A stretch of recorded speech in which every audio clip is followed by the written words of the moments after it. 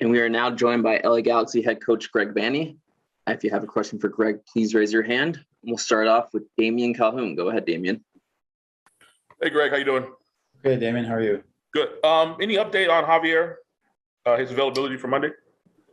Yeah, he's good. He trained today. He's feeling better. Hopefully he keeps feeling better day after day, but he feels better, trained today. He'll be ready to go. And going up to Seattle, you look at this 2-A's, you're either getting them at a good time or probably a bad time. They lost 3 out of 4. And then there's word of Jordan Morris coming back on Monday. Expect another emotional night up there. How do you guys sort of weather all that and try to get points out of here?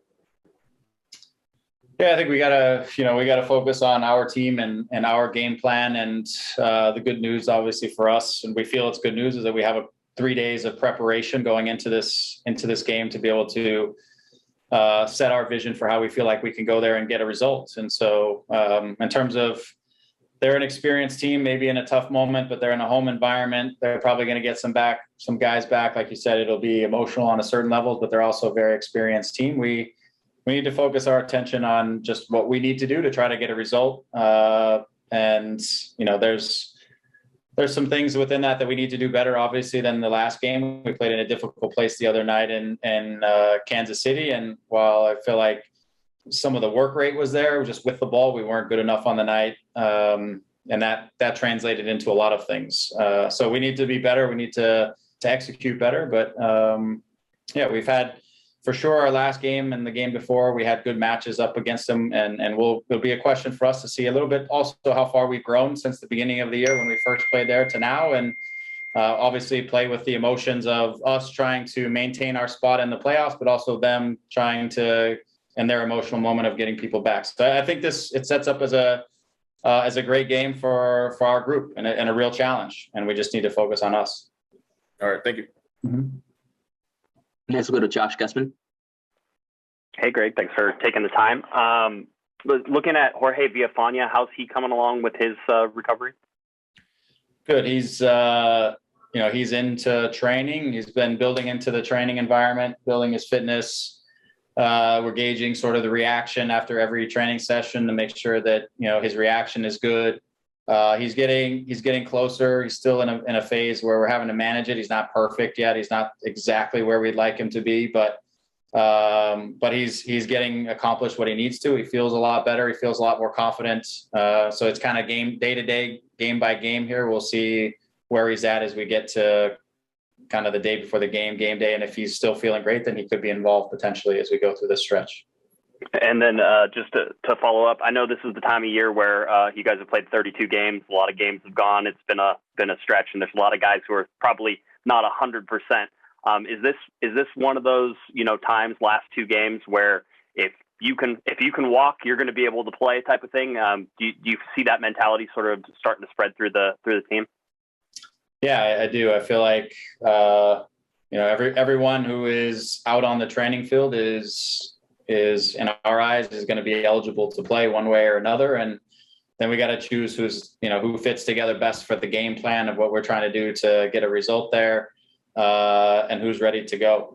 Some of this is mentality, some of this is just in the moment, and some of it is the skill sets that we have and trying to accomplish what we need to. But it's all hands on deck now at the end, and we're going for these last 2 games.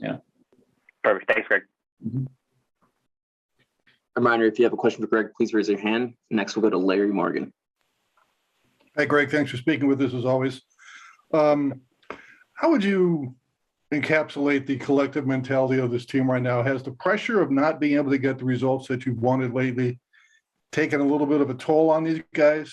Are they still resilient?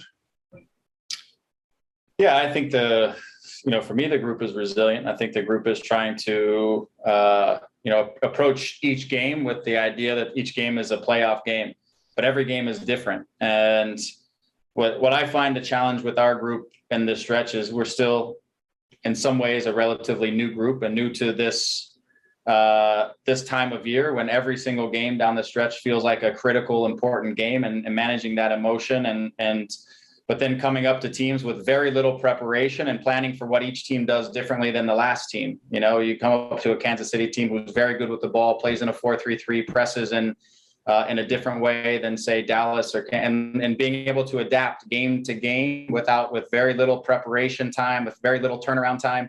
And because we're a little bit of a new group, I don't find, you know, going from game to game, we're not just ready to adapt that quickly yet. And so we got off to, I thought, a poor start with the ball, especially in Kansas City, which meant a lot of work defensively to try to protect yourself and to stay in the game, because our on the ball and in possession, I don't think we were good at recognizing situations and solving the problems. And in a lot of our games lately, we've been the better team with the ball, which has really helped us to help control games. We've finished more attacks deep in the opposition's area. We've been able to counter press and recover balls. The game didn't work like that the other night. It was a different type of game. And so for us to be able to adapt to that game and still come away with a result against a very good team in their home stadium, we didn't accomplish what we needed to on the night. I find that a little bit as these games are coming back to back on top of each other and with less preparation time like we had in the beginning of the year. Each game in some ways is carrying over to the next game. You know, we started well. We started well in Houston. I thought we let our foot off the gas in the second half of Houston, and I thought we didn't finish the game as professionally as we started the game. And then we started the Dallas game a little bit slow, a little bit how we finished the Houston game. We started it a little bit slow, not with the right intensity. We're down 2-0. The second half of Dallas was a game where we just intensity-wise and competitive-wise, we just fought ourselves out of a hole. It wasn't because it was beautiful soccer or super calculated soccer.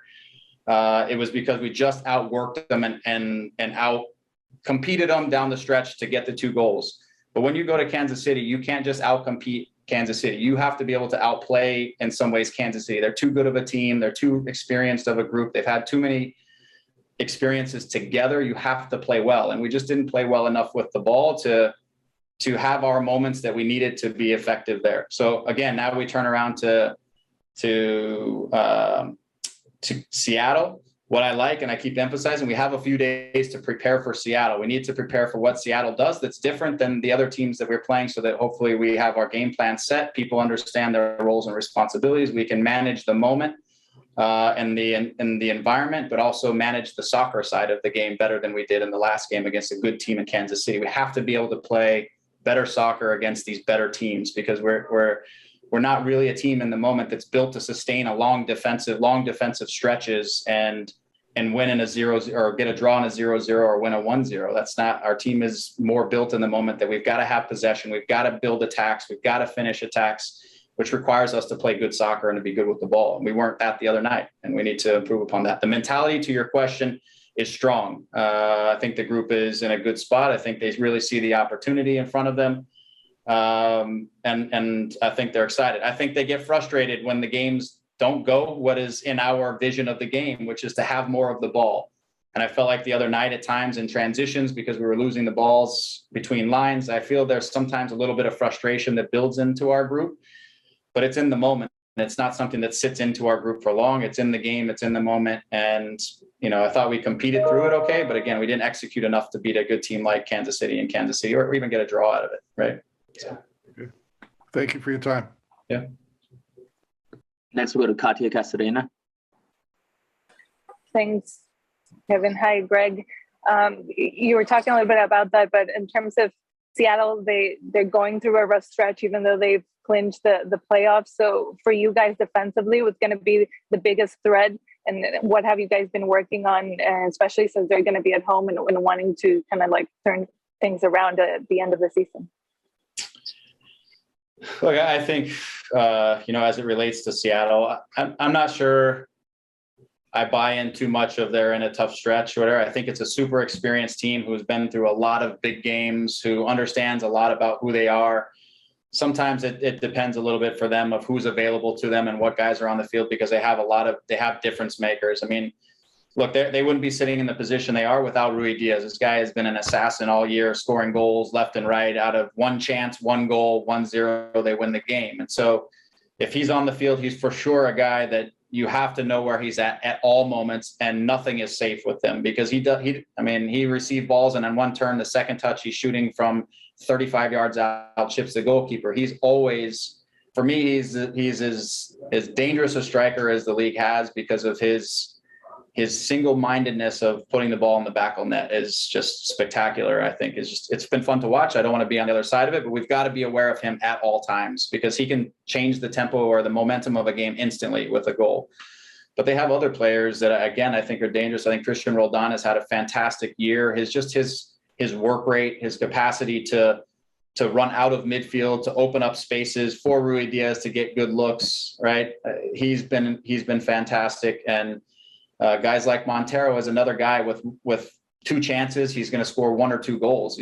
They have that kind of deadliness or lethalness in their attack. And then they're a willing and combative and stingy defensive team when it comes to giving up goals with their three center backs who are all athletic, who are all tough, who are all strong. They're not easy team to score goals, right? So in order to execute there, you got to take away their threats, and you have to be efficient when you get chances because you just don't get a ton of chances against them. And the teams that have beaten them lately have been pretty efficient when they've gotten their chances, and they've done a good job of just trying to minimize as much as possible what Seattle's been able to do. But they have an experienced team with a lot of. I think João Paulo has been an MVP type of candidate midfielder too, and I haven't even talked about him, but he's a man in the midfield who he facilitates the game as good as anyone in the league, in my opinion. And so they have a lot of different things that we've got to deal with. It's a very mature team, which is why it's a big challenge for us as a group that are trying to mature as a group this season. This is a real challenge for us to see how far we've matured to go to their place and play them in a big game. It's a great challenge for us. And obviously there's a lot on the line for us, but this is why you're a professional player. You have to envy these opportunities in these games and these moments and step up to the occasion. And one second one for me, just follow up. I'm sorry if I missed that, an update on Chicharito and his availability. Yeah, he's healthy. He's fine. He's sickness-wise, he's over the primary part of the sickness, just trying to get his energy levels in, to get his fitness levels, just because he had a couple of days where he's under the weather. But he trained today. He'll train the next couple of days, and he's feeling a lot better. And it had nothing to do with like COVID or no. Inconclusive. Okay. Thank you. Yeah. Yep. No problem.